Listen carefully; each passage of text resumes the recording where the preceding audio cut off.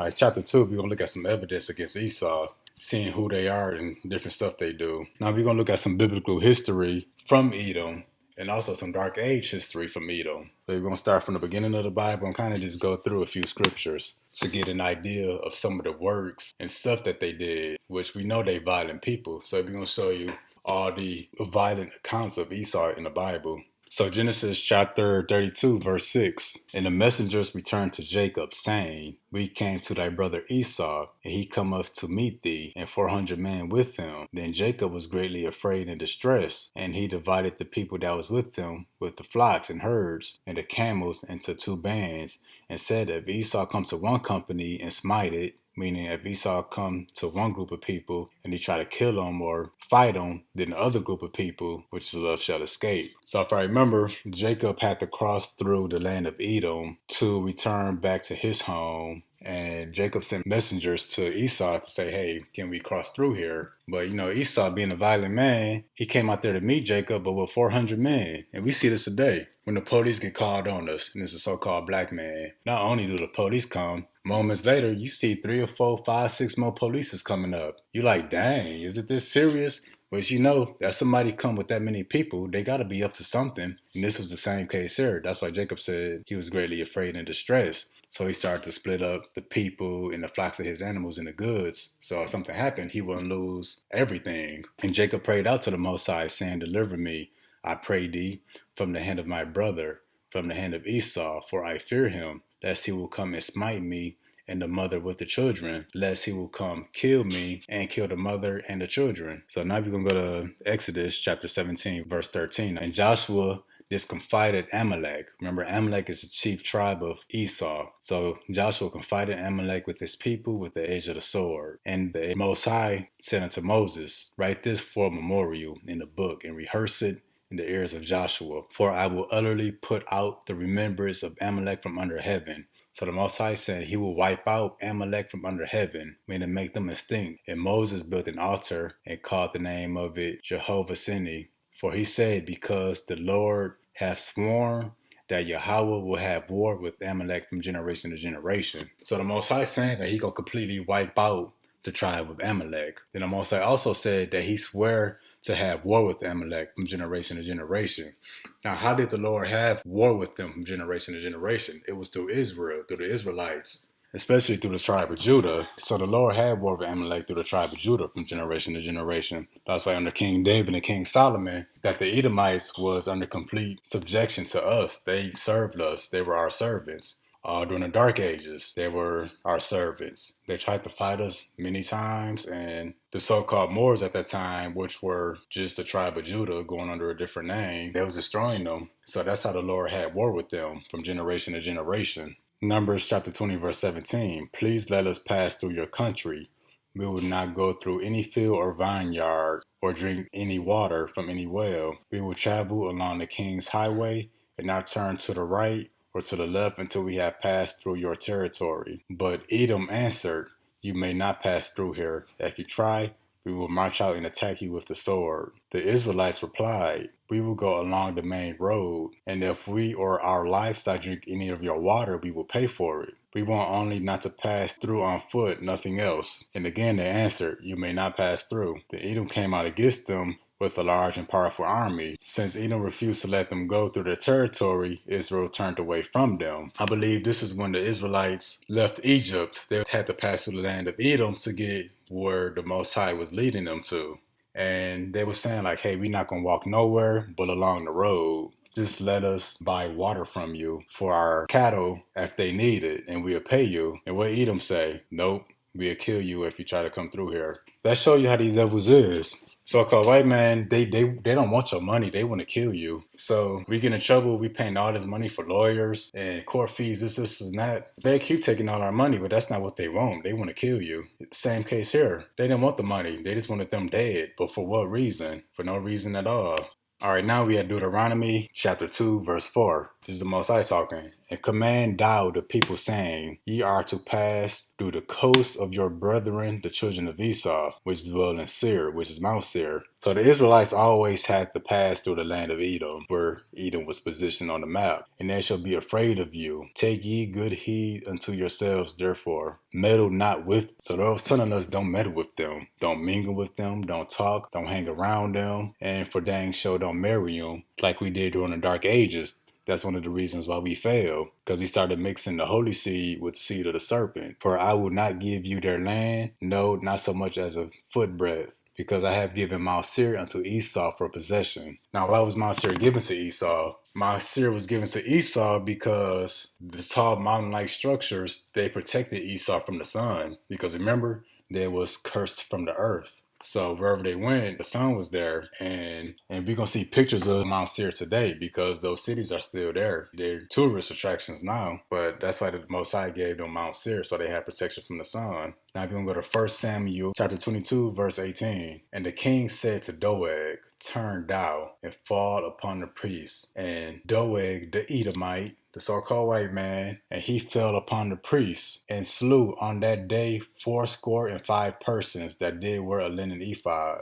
So Doeg, the so-called white man, killed 85 of the Most High's priests. If you're going to kill anybody, you don't kill a priest. You don't do that. That would bring the worst destruction on you. And Nob, the city of the priests, smote he with the edge of the sword, both men and women, children and sucklings, oxen, asses, sheep, with the edge of the sword. So not only did the so-called white man kill 85 priests of the Lord, he killed the whole city of Nob, which is where a lot of priests lived. And he killed them, men, women, children, babies, animals, all their livestock. He killed all of them. So he killed probably hundreds, if not maybe thousands of Israelites. So we only like 4 or 5 scriptures in, and you can see the violence of these people, even back during the biblical times. I'm going to go to 2 Samuel chapter 8, verse 14. And he put garrisons in Edom. Throughout all Edom he put garrisons. And all Edom became David's servants. And the Lord preserved David whitherso he went. So garrison is like a stronghold or a fortress. So like we said, that the Edomites served us under King David and King Solomon. David put strongholds and fortresses in their cities. And then the Lord preserved him wherever he went.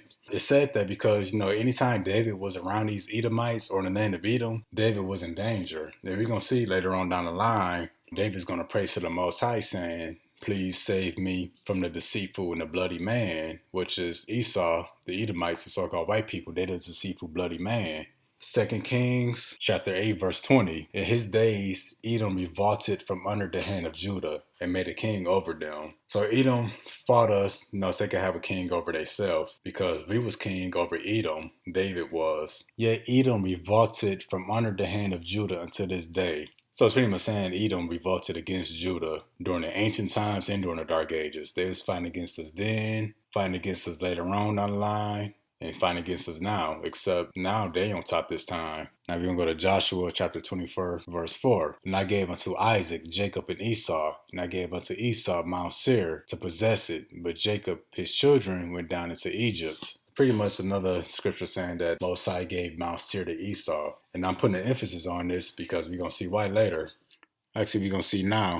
So this is Mount Seir, kind of blurry, but we're going to see clearer pictures of it soon. These are all Edomite kingdoms. Greece, Rome, Spain. These is all Edomite kingdoms. These are all Edomites. We got Great Britain. We got United States. You see the architecture and the structure. You see the pillars. This is how you know that so-called white people are Edomites. And wherever they go, they build stuff the same. Now this is Mount Seir. You see the pillars. You see the archways. These are the cities and the caves because they have protection from the sun. So you got entrances. You got stairs. It's a tourist attraction now. But they had entire cities in these mountains. Another sort of blurry picture of Mount Seir, but you see the pillars, you see the archways. This is the White House. It's the same architecture. They've been building stuff the same since the ancient times. So this is Mount Seir again, and this is in New York. You see how they're real similar. You got the pillars, you got these triangular like structures. Now this is a more clear version of Mount Seir, which should have been the capital. And of course, it's the best built place for it to be a cave city. All right, so now we're going to go to Psalms chapter 137, verse 7. Remember, O Lord, the children of Edom in the days of Jerusalem, who said, raise it, even to the foundation thereof, O daughter of Babylon, who art to be destroyed.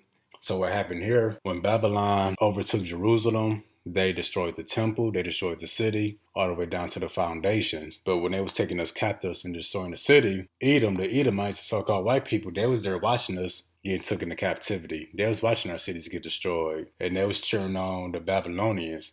So yeah, raise it, destroy them. That's what they was doing. They was pretty much laughing at our downfall. Now they couldn't do it themselves, but they was happy somebody else could do it. We can go to John chapter 19, verse 6. When the chief priests and officers saw him, they cried out, saying, crucify him, crucify him. Pilate said unto them, take ye him and crucify him, for I find no fault in him. The Jews answered him, said, we have a law, and by our law he ought to die, because he made himself the Son of God. When Pilate therefore heard the saying, he was the more afraid. Because Pilate knew at that time that we were the people of the Most High. So he had knowledge of that. So if he truly was the Son of God, that made him afraid. We're going to go to verse 12. And from thenceforth, Pilate sought to release him, talking about Yahushua the Messiah, who y'all call Jesus. But the Jews cried out, saying, if thou let this man go, thou art not Caesar's friend. Whoever making himself a king speaketh against Caesar. So Caesar was a king of Rome, and Pilate was a friend or under Caesar. So the Jews, they instigating the situation, saying, if you let this man go, you're not Caesar's friend. So this is our people selling out our Messiah. They sold out our Savior. How you got these sellouts today? So-called black people out there in the government and working in politics, they usually sell out their own people to get those high positions of power in society. But next we're going to go to Job chapter 12, verse 24. He taketh away the heart of the chief of the people of the earth. So remember in Numbers, the Most High said Amalek was the chief of the nations. So it says that he taketh away the heart of the chief of the people of the earth. It causes them to wander in the wilderness where there is no way. They grope in dark without light. He maketh them stagger like a drunken man. Pretty much saying he took their wisdom. He made them to wander in the wilderness. Because when we took down Rome, the Most High took their wisdom. He took their smarts away. They became beast-like creatures. So he caused them to wander in the wilderness and made them walk like an animal. They had no coordination. They walked like a monkey or whatever. I'm going to go to Job chapter 30, verse 5. They were driven forth from among men. They cried after them as after a thief, to dwell in the cliffs of the valleys. So they dwelt in the cliffs of the valleys and in the caves of the earth and in the rocks. Among the bushes they brayed. Under the nettles they were gathered together. They were children of fools, children of base man. They were viler than the earth. Pretty much saying after we took the Roman Empire down, they was driven from among us. They was driven out of all the cities and they was driven into the wilderness to dwell in the cliffs of the valleys and to live in the caves of the earth. That's what Mount Seir is. It's a cave city and they lived in the rocks and stuff. And they said that they were children of fools, meaning they were children of foolish people who really had no real knowledge of anything. And the children of base man, meaning they were basic, meaning they had no spirituality. They were just base man. They were pretty basic. Pretty much saying that they were the lowest man on the earth. Kind of how us so-called blacks be the lowest people on the earth. The Edomites were the base men of that time, and they are viler than the earth, meaning they the most vile thing on the planet. That means disgusting, like severely nasty. So we know that the Most High made them wander into the wilderness, took their wisdom, made them live in the caves and the cliffs of the rocks. They get cavemen from men that lived in the caves and lived like animals. During the Dark Ages, the Most High took their wisdom or took their smarts and they went through reverse evolution and became animal-like people and lived like monkeys. So we're going to go to Jeremiah chapter 49. Concerning Edom, thus saith the Lord of hosts, is wisdom no more into mine? Is counsel perished from the prudent? Is their wisdom vanished? So like in Job, when he says he takes away the heart of the chief of the people and make them wander into the wilderness, pretty much saying has their wisdom vanished? Saying that these people had a total empire and ruled the whole world to living in the caves like monkeys, being vile and disgusting. But now they are like nothing more than an animal. So you saying has their wisdom vanished? Because the Most High took it. I'm saying that the Edomites came to a low state. So that's why the Lord is saying, is their wisdom vanished? The Lord admitting to taking their wisdom. And we go to Malachi. Whereas Edom saith, we are impoverished. but we will return and build the desolate places. Thus says the Lord of hosts. Edom pretty much saying we are destroyed, but we will return and build the desolate places. Because when we took down the Roman Empire, we destroyed all their stuff. And it said, but we will return to build it. How did they rebuild it? They rebuilt it by building the Americas, the European nations, the European Union. Europe and America is just modern day Rome. It's just the updated Roman Empire. Now we're gonna watch this real quick. Of the capital of the United States. Look at the architecture of Mount Syria and Petra. Look at the architecture of ancient Rome. It is the same architecture, okay? And let's look at this architecture right here. All right? Let's look at this architecture. Look at these tall pillars. That comes from Petra, all right? The Edomites. All right, let's go to ancient Rome and look at some of this architecture. Ain't this like the football stadiums here in America? Right? From the Grecians, the Romans, right? The Archititus. Ain't these same things here in America? Look here in France. These people, these Edomites are hiding under these aliases. All right? Let's look at this architecture right here. Right? Let's look at all this architecture. It comes from, let's look at this. This is from Petra, Jordan. All right? Isn't it the same architecture of America? Of the Edomites? Right? Let's look at, all right? All right? Same architecture, right? So that's how these Edomites rebuilt the desolate places. Now we're going to keep going. Thus says the Lord of hosts, they shall build, but I will throw down. Now this didn't happen yet, and they shall call them the border of wickedness. So the Most High is calling Edom and their cities and everywhere that they dwell and everywhere that they flourish. He calling them the border of wickedness. And the people against whom the Lord have indignation against forever. So the Most High is saying he has indignation against Edom, the so-called white people, forever. Now we're going to look at this word indignation. Anger or annoyance provoked by what is perceived as unfair treatment. Now what's that unfair treatment? The unfair treatment would be the slave trade, slavery, the oppression that we go through today. But that unfair treatment annoys the Lord. Matter of fact, it angers him. So the Lord is going to be annoyed and angry at these people forever for the unfair treatment that they give the real Israelites. The Lord is calling them the wicked, and that he's going to be angry with them forever. So now we're going to look at the attributes and the works of Esau, the so-called white people, the Edomites. Before we looked at sort of the violence throughout history, throughout the biblical history and the Dark Age history of the Edomites. Now we're going to look at some of the works and stuff that they do. Exodus chapter 21, verse 16. And he that stealeth a man, they sold us on the west coast of Africa, and selleth him, they stole us and then sold us here in America, and they sold us amongst each other after that. Or if he be found in his hand, which we stole in the hand of our captivity, the so-called white people, he shall surely be put to death. So they sold us from Africa, sold us here in the Americas, and we could still be found in the hand of our slave masters. So when the Lord return, he gonna put them to death because we're gonna be found in their hands. People will say, well, we're not in captivity no more and that we free. Well, if you want to test that theory, go get 1,000 so-called Negroes. All y'all go get y'all passport and apply for it. And they're going to ask y'all, what y'all doing? They're going to be like, we all leaving the country. We moving to Africa. If you're going to have more people coming, they're going to deny y'all. They're not going to let y'all move at once. They have federal plans and stuff to prevent that if that ever was to happen. If 1 million of us decided that we want to up and lead the country, we would have to deal with the army. They wouldn't let us. So we still in captivity. You go to the jails. Who fill up all the jails and the prisons? Mostly so-called blacks and Latin people. That's captivity. They work for free in the prison systems. So we still found in the hand of those that stole us. And this here, this is wicked. I covered this in my second video. This is wickedness right here. That's unfair treatment. You so-called white people, you leave a dog in the car for too long, even with the windows cracked, they calling the police on you. But look how they did us. They treated us worse than animals. Now we're going to jump to Leviticus chapter 17, verse 14. For it is the life of all flesh. The blood of it is for the life thereof. So blood gives the flesh life. Therefore I said unto the children of Israel, ye shall eat the blood of no manner of flesh. For the life of the flesh is the blood.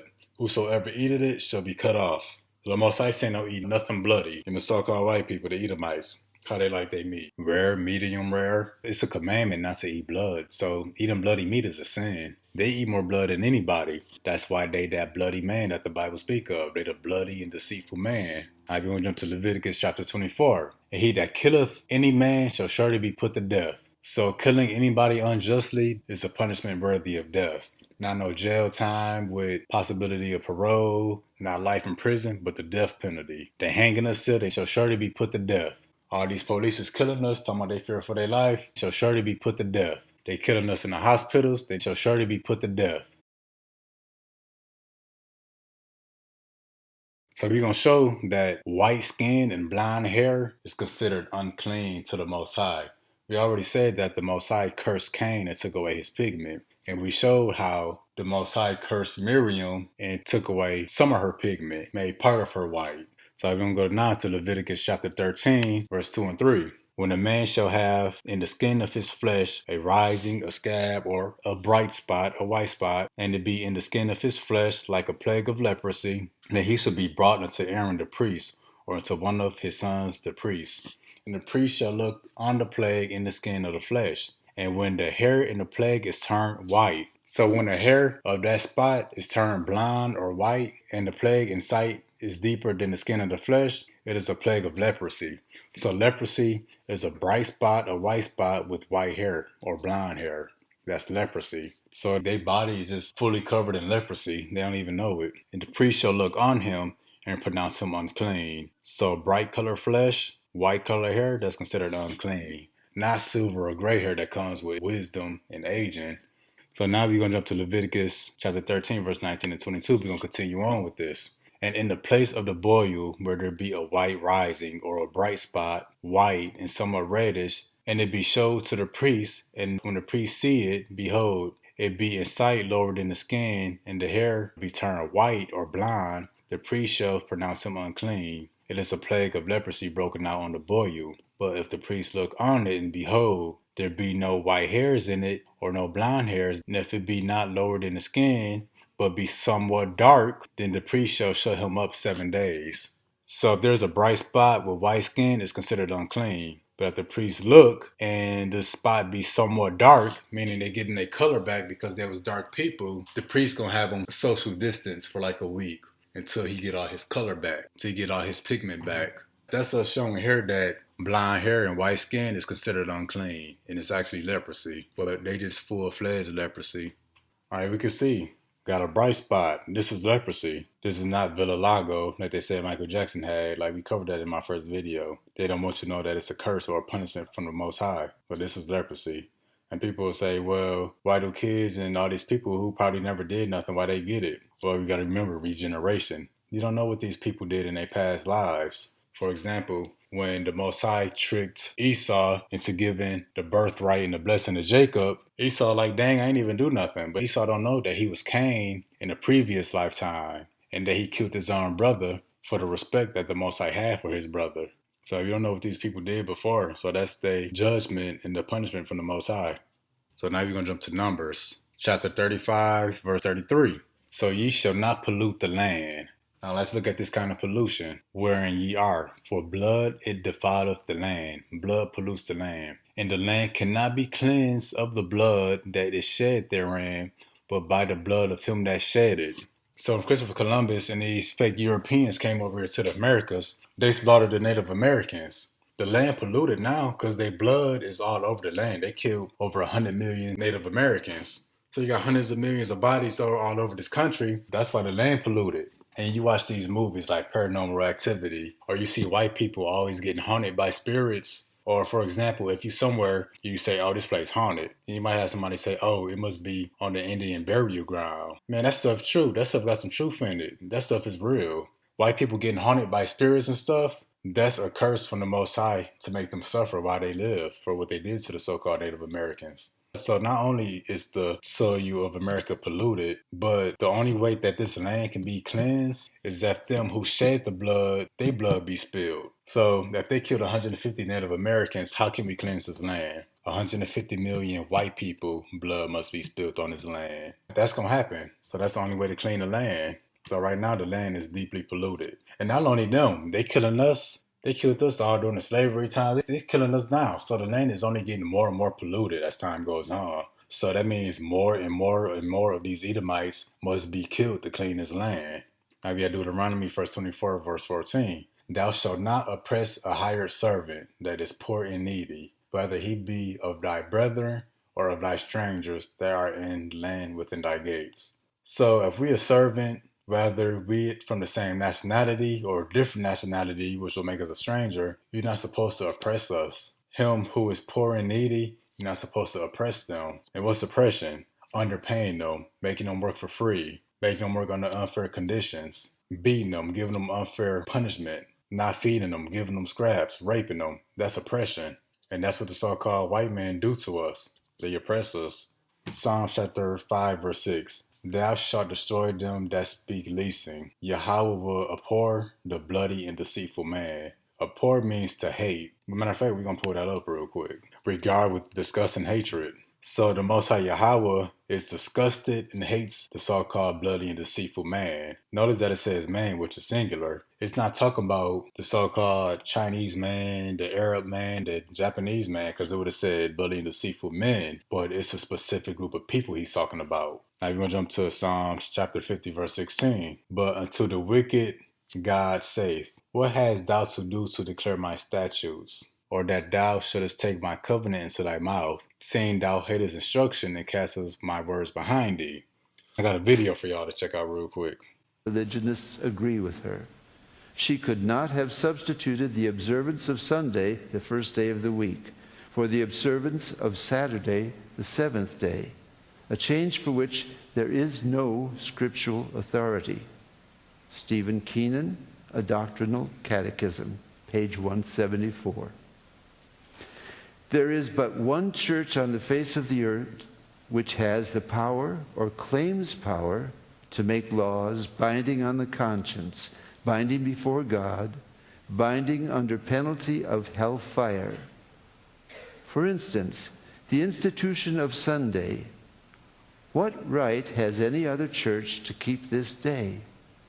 You answer by virtue of the third commandment. The papacy changed the fourth commandment and called it the third, which says, remember that thou keep holy the Sabbath day. But Sunday is not the Sabbath. Any schoolboy knows that. Sunday is the first day of the week. I have repeatedly offered $1,000 to anyone who will prove by the Bible alone that Sunday is the day we are bound to keep. And no one has called for the money. It was the Holy Catholic Church that changed the day of rest from Saturday, the seventh day, to Sunday, the first day of the week. T. Enright, CSSR, in a lecture delivered in 1893. So this is the Most High saying, that they put the Most High's covenant, which is the law, into their mouth and tried to change it. They tried to say that the Sabbath is Sunday, which they said that they could do. To change something that someone did, you got to have authority over them. So they think they got authority over the Most High. And every Christian church is built off the wicked Roman Catholic Church, whether you like it or not. And if your church practices Sunday Sabbath worship, that church is wicked. And they probably never read the Bible. So it's not a sin to make Sunday a holy day, but if you're making Sunday the Sabbath day, the only day to worship, that's a sin. You can worship Saturday and Sunday, the more the better. But if you're making it Sunday the Sabbath, that's against the Most High's commandment. That's wicked. And your church need to read the Bible. All of them. It's right there multiple times in the Bible. They also take the promises, which is part of the covenant, into their mouths. They say salvation is for everyone. We'll see later on down the line that the Romans, which is Esau, Edom, the so-called white people, they have no place for repentance. but with repentance comes salvation, which they don't have, but they'll be destroyed. In Revelation 22:18, it says, do not add or take away from the word, which is the Bible, or alter it. That's why the Lord said, what you got to do with my statutes to declare what I said, to declare what's law and what's not law, and take my covenant into your mouth to say that it applies to you and that anybody can get it. And especially since we know that these white people hate instruction. Well, how we know they hate instruction? Because they like to make laws, but they don't like to follow the laws. They feel like they're exempt from the law. Not only that, they took laws and put them over the Bible. The Bible came with laws, how you should govern the land and govern people. The Bible is a book of law, but they make their own laws over the Bible. That's why the Lord says, seeing thou hate his instruction and cast my words behind thee, because they cast the Bible behind them and come up with their own laws. Now we look some more works of the so-called Edomites. Psalms 83 and verse 3. They have taken crafty counsel against thy people and consulted against thy hidden ones. They have said, come, let us cut them off from being a nation, that the name of Israel may be no more in remembrance. For they have consulted together with one consent. They are confederate against thee. And who's first on this list? The tabernacles of Edom. So when we look here at this picture, the United Nations, they look like they got some type of secret among themselves. They the ones that said, let us cut Israel off from being a nation. But we have nobody to speak of for the so-called Negroes or the so-called Native Americans. But we got every other race of people in here for every country, but nobody for us, for Israel. And that's what they do. You got all this drama and chaos in the world. How can all these leaders magically get together? What are they really working on in here? It's to keep us cut off from being who we are. How they gonna further brainwash us and destroy us. And you see first on the Most High's hit list is Edom, the so-called white man. Now we're going to jump to Proverbs chapter 6, verse 16. These 6 things doth the Lord hate. Yes, 7 are an abomination unto him. A proud look, a lying tongue, and hands that shed innocent blood. A heart that is devised of wicked imaginations. Feet that be swift in the running into mischief. A false witness that speak lies. He that soweth discord among brethren. We look at Donald Trump, the president. He's the perfect example of this. But Donald Trump is a perfect example of the true white man. A proud look. He's so proud, make America great again. Gay pride. Nothing like that American pride. A lying tongue. Man, they said something like Trump was caught in over 22,000 lies. Hands that shed innocent blood. The so-called white people in the police departments. The so-called slave masters. A heart that devises wicked imaginations. So the people who actually came up with slavery and white supremacy. Those who coming up with these FEMA camps to enslave us if we don't take the mark of the beast. That's wicked imaginations. Feet that swift and running into mischief. Also, a false witness that speak lies. They lie on us in court. They bear false witness against us. They lie on us pretty much everywhere we go. He that soweth discord among brethren. So he that just pretty much take peace from the earth. The Lord hate all these things and hate the people that do them. Proverbs chapter 12, verse 10. A righteous man regardeth the life of his beast, of his animal. Humans killed 68% of wildlife in 50 years. Now there's thousands and thousands of plants and animals. So they killed all this within 50 years. What's going to be here in the next 50 years? In the next 100 years? That's how we know in the end times. The Most High not going to let these people kill everything he created. But that's why I said a wise man regardeth the life of animals, and these people don't.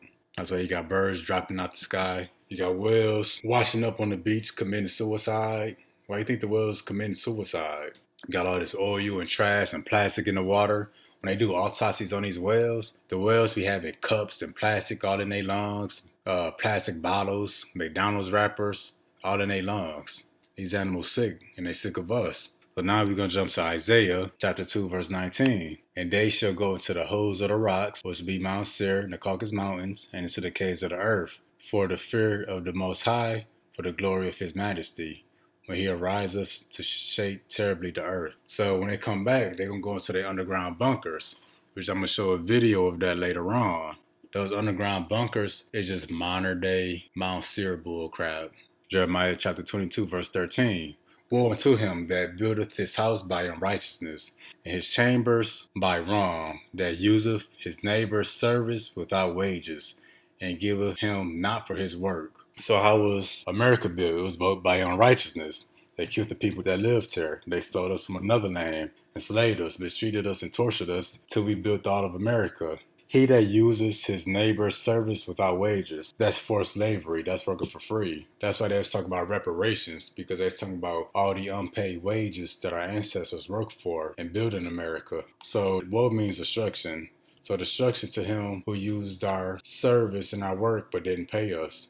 And they gave us nothing for our work. You're going to jump down here to 17. But thine eyes and thine heart are not but for thy covetousness, and for to shed innocent blood, and for oppression, and for violence, and to do it. They subscribe to so-called white man. Everything they got is for greed and for their own benefit, and to shed innocent blood, which will be our blood, for oppression, slavery, and the oppression we go through now, and for violence, and to do it. They over in all these other countries, taking their goods, killing their people.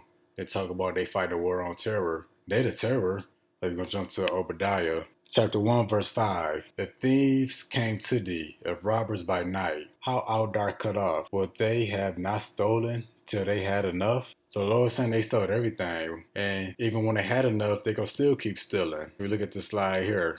First of all, this is gold. This is a U.S. soldier. Why is a U.S. soldier looking for gold and an army uniform? I'm sure he got more soldiers around him. They got tanks and guns and explosives because they stealing this stuff from all over the world. And they supposed to be fighting a war on terror? What he around here all this gold for? It ain't like they was over there in the Middle East. They just happened to find this because this would be well guarded. They killed whoever stuff this belonged to and wanted to take a picture by it and about to steal it. And probably gonna get a pay raise. And probably not gonna even turn all of it in.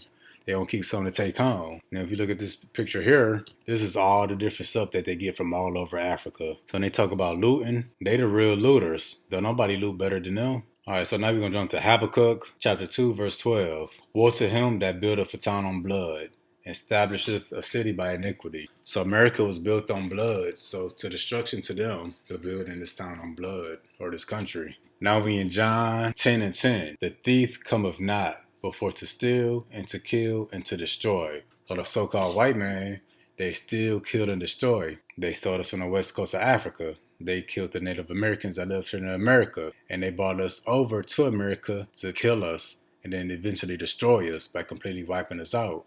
So I forgot what these bonds was called. They're not important. But this president had dentures made from the teeth of so-called black people. And this president raped child slaves.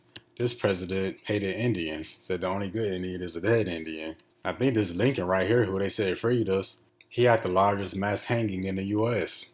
These are the people responsible for the downfall of Black Wall Street. A bunch of white men. Black Wall Street had 600 businesses, 21 churches, 21 restaurants, 30 grocery stores, 2 movie theaters, private airliners, a hospital, a bank, post office, school, library, law offices, and a bus system. And they set the city on fire. They looted it. They shot the people. They bombed it from the sky because they was living like crap. And the so-called blacks was in Black Wall Street living like kings. Like, how did these people do this? So they bombed it. And they talk about Black Lives Matter people, don't destroy their city, don't destroy their country. Well, y'all destroyed Black Wall Street. Did y'all forget that? And we ain't do not even a tenth of the destruction that they did.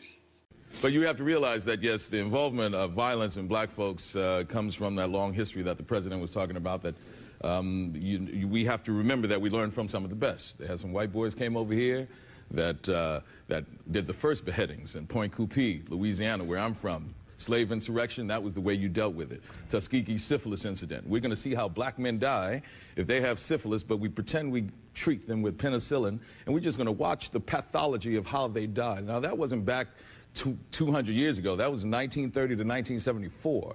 We're talking about giving these wonderful blankets to the Native Americans infected with smallpox as they walked on that trail of tears just to see how they die and to eliminate their population so we can take all of that land. So the violence that is in America has come from a very learned position that was brought here by some Caucasian folks. All right? So now, you can see from his brother, he hit it on the nail. Everybody that learned wickedness learned it from the Edomites. If you want to learn how to be violent, learn how to destroy something or somebody, watch the so-called white man.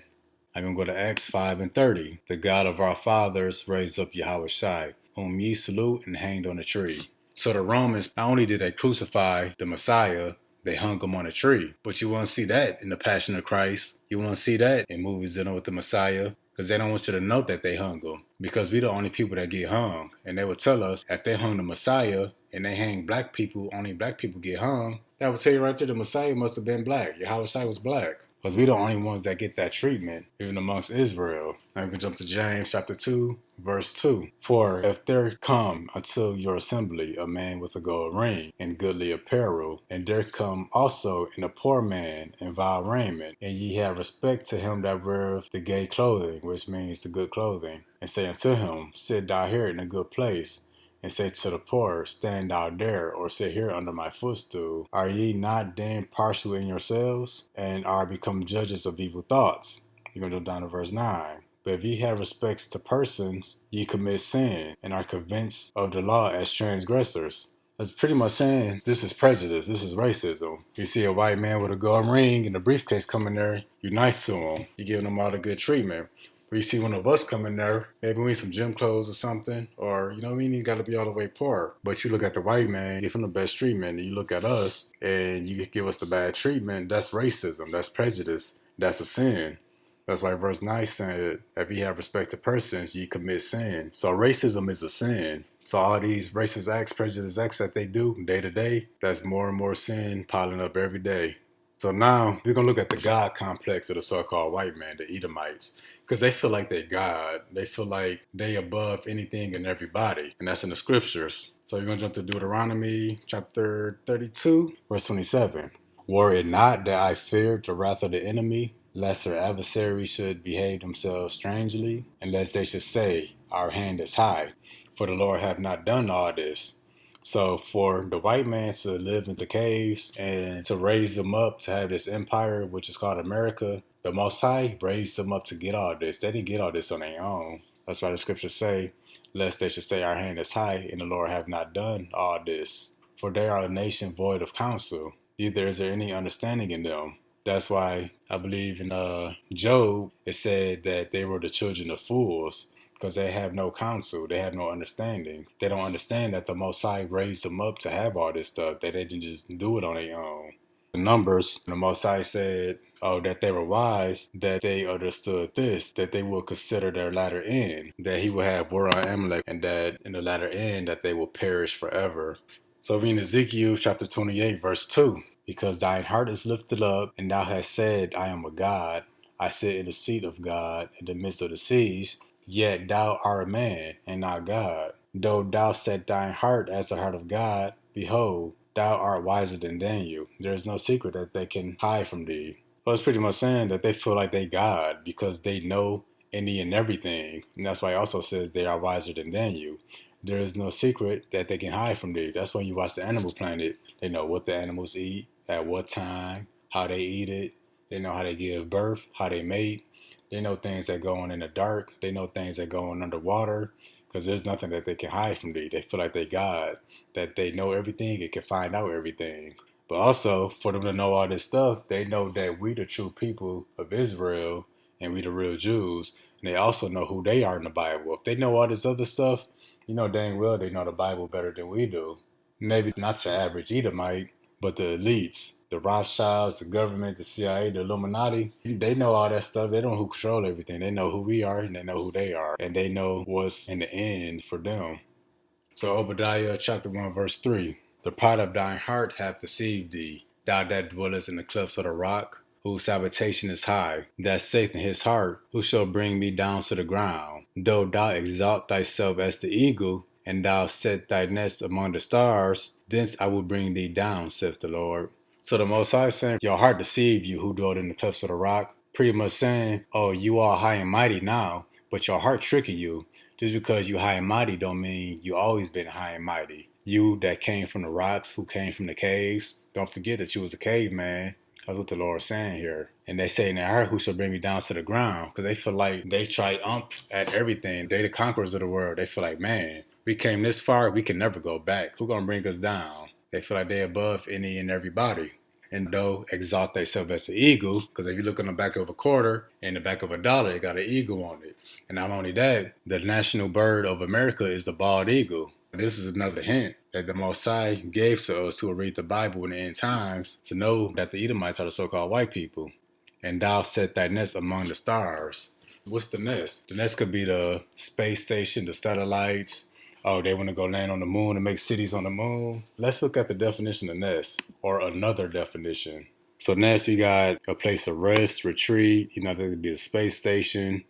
If you go down to 6, in a place group of weapons. So nest could mean weapons. So it could be like a stronghold or a fortress or army, because armies have an in place group of weapons. But I'm going to show y'all this video.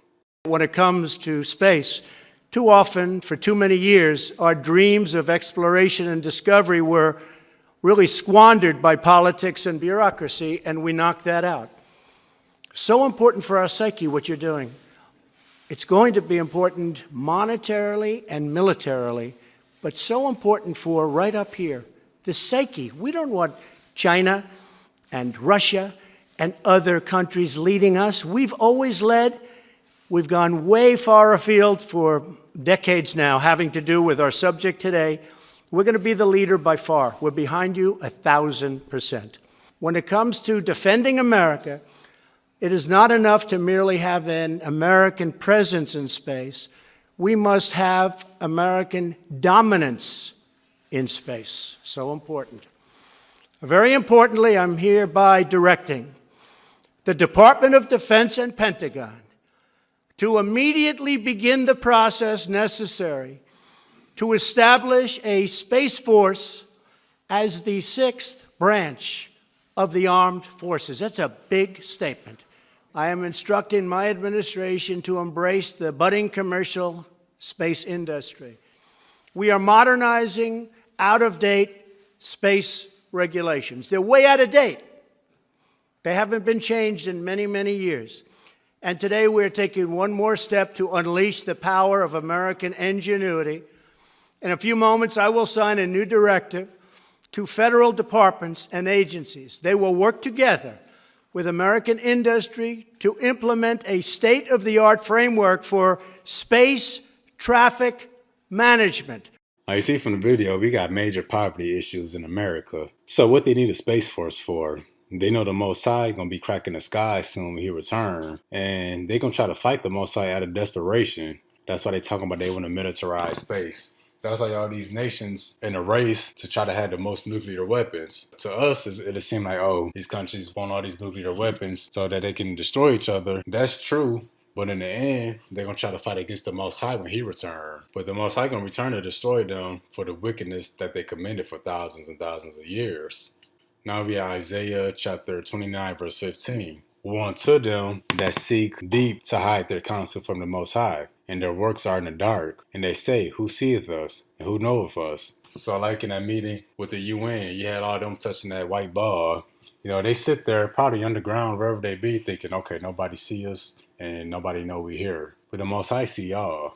Now we are Isaiah chapter 47, and verse 10. For thou hast trusted in thy wickedness. Thou hast said, none seeth me. Thy wisdom and thy knowledge it hath perverted thee. And thou hast said in thy heart, I am, and no one else beside me. So the Most High saying, they came from a beast-like status into having a great empire, being the powers of the world. And they pretty much saying all this wisdom and knowledge that you got, it corrupted you. It corrupted the so-called white man.